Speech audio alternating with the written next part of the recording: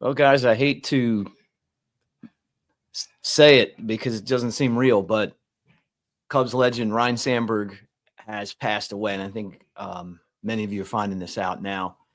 The Cubs legend is gone, and at 65 years old, succumbed to cancer. It's still kind of sinking in and hard to believe, but he's been battling cancer, and obviously, we're all just shocked right now to learn that Rhino's gone. I can say so many things about Rhino, and I got to spend a season with him, worked with him every day, rode on the bus with him. We became really good friends. Great sense of humor, wonderful person, great values. Would do anything for the people he loved. He'd go to bat for you. Make sure that that that basically anything he could do to help you, he was going to do that. That was the players, that was the support staff, broadcasters like me, whatever. He was awesome. And he obviously, as a player, I grew up admiring, loving Rhino. I remember Rhino breaking in with the Cubs. Obviously the Sandberg game, the '84 season, and I even remember when he retired the first time, and then him coming back and how cool that was. He used to talk a lot about being from Spokane, Washington, and not as much about playing sports as as working. I think I remember him talking about working for a morgue, as a kid, and just kind of like what that was like, and some of the jobs that he had. But he was the type of guy that would put, like his work first and do a great job with it and demanded that out of everybody.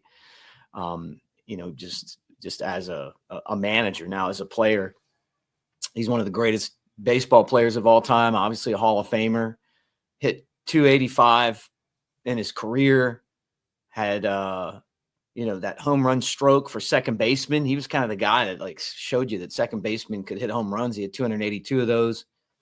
Had a 2,386 hits as a manager, 119 and 159. He eventually got to the big leagues and managed the Phillies.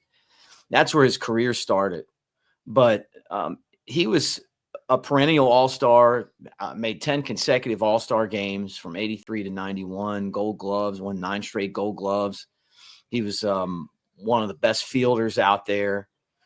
How many of us went out and tried to wear the number 23 because Rhino wore it?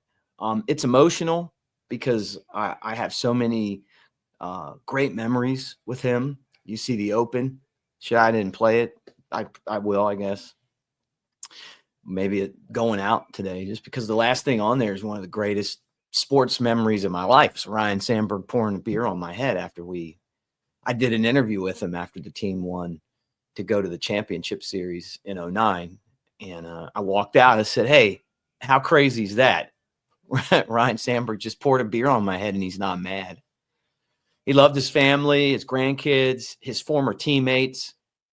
I've become really good friends with Jody Davis. Bobby Dernier was someone that I got to know. But everybody that was around Rhino loved him. And I used to give him a hard time because he liked that. He liked you messing with him. I'd always tell him, hey, I'd describe him and talk about my all-time favorite Cub, which is him. And then I'd go, yeah, Hawk. And so Cubs convention one year, Hawk is coming off stage. Rhino's coming off stage. I'm about to go on and host a panel. And it was just awesome. Like Rhino sees Hawk, he pulls him over, and I took a picture with those two. I was like, look, I got to get this picture. Rhino introducing Hawk to me. I'd already met Hawk, but just listening to him say, hey, it's my friend. We worked together. We had one of the best seasons. I text Rhino he always texts back jokes, you know, like because we have a very similar sense of humor. This is obviously this is a big loss in the Hall of Fame community, in the Cubs community, in our family of Cubs fans, Rhino's family. And if I keep going, I'm probably going to start crying. So I just wanted to put something out there, and remember our guy. I'm going to play the open for you guys just so we can see Rhino one more time.